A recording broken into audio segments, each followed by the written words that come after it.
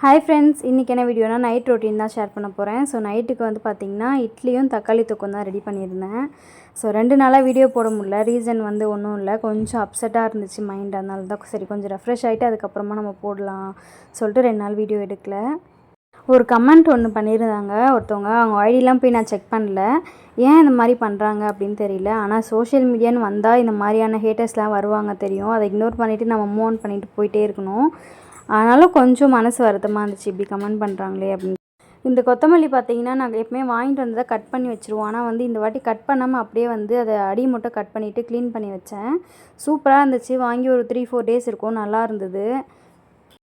இட்லி பண்ணாலும் கம்பல்சரி வந்து தோசையும் இருக்கும் வீட்டில். எப்போவுமே இட்லி என்றைக்கெலாம் பண்ணுறனோ அன்றைக்கெலாம் தோசையும் இருக்கும். ஸோ தோசையும் வந்து ஊற்றணும் இட்லிக்கு அப்புறம். இதை வந்து தக்காளி தொக்கு நல்லா கொதிச்சிச்சு, அதை ஆஃப் பண்ணிவிட்டு கிச்சன் வந்து பார்த்திங்கன்னா நான் கொஞ்சம் ஒர்க் பண்ணும்போதே க்ளீன் பண்ணிட்டோன்னு வச்சுக்கோங்களேன், நீட்டாக இருக்கும். ஸோ இந்த வீடியோ பிடிச்சிருந்தா லைக் பண்ணுங்கள், ஷேர் பண்ணுங்கள், தென் கமெண்ட் பண்ணுங்கள். தேங்க்யூ.